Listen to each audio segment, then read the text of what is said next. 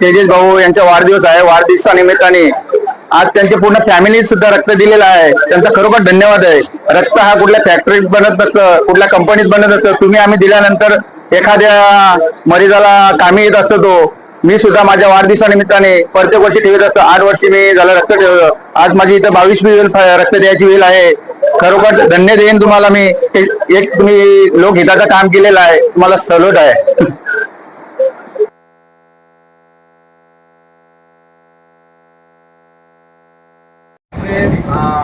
आग्र्याच्या प्रतिष्ठान संस्थेचे जेवढे सदस्य आहेत, जसे इम्रान भाई झाले, मनोज भाई आणि रुपेश उर्फी यांची अशी इच्छा होती की आपण पण कधीतरी रक्तदान शिबिर लावायचा.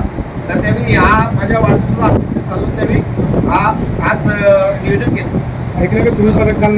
हो, मी केला, माझ्या बहिणीने केला, माझ्या वाईफने केला, भावाने केला, माझ्या पूर्ण फॅमिलीने पण रक्तदान केलं. तुम्ही तलावाचा सर्वात मोठा दान आहे, तर सर्वांनी येऊन करायला पाहिजे. तो ठीक आहे, यावेळी ज्याला जमलं नाही, नेक्स्ट वेळेस आम्ही फक्त जेव्हा लावेल तेव्हा या. आतापर्यंत 50+ झाले. आपलं 100 बस.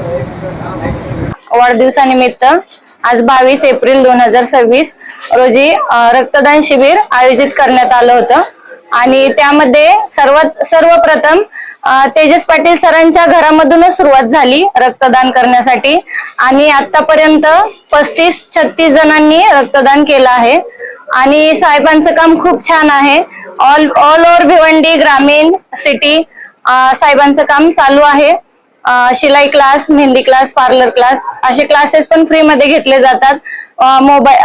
मोफत रुग्णालयाची पण सुविधा त्यांच्याकडून मोफत करून दिली जाते आणि आज साहेबांच्या वाढदिवसानिमित्त इतकं छान आयोजन केलं आणि इतक्या लोकांनी सपोर्ट केला त्यांना, त्याबद्दल म्हणजे साहेबांचं कौतुक केलं पाहिजे की त्यांना लोक इतकं मानतात. त्यांचं काम बघूनच आज इथं सर्वजण जमले आहेत, आपण जसं पाहतात.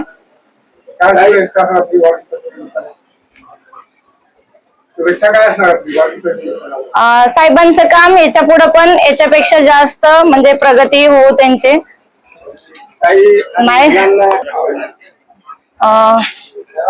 सरांचं मोफत रुग्णालयांचं काम यासाठी चालू आहे की गरीब लोकांना कधी कधी पैशांच्या अभावी रक्त मिळू शकत नाही आणि आपण जर रक्तदान केलं तर ज्यांना गरज आहे त्यांना आपण मोफत मध्ये रक्त देऊ शकतो. हाच उद्देश फक्त साहेबांचा आहे, त्यासाठी त्यांनी रक्तदान शिबिर आयोजित केलं आहे त्यांच्या वाढदिवसानिमित्त. आम्हा सर्वांकडून वाढदिवसाच्या त्यांना खूप खूप शुभेच्छा.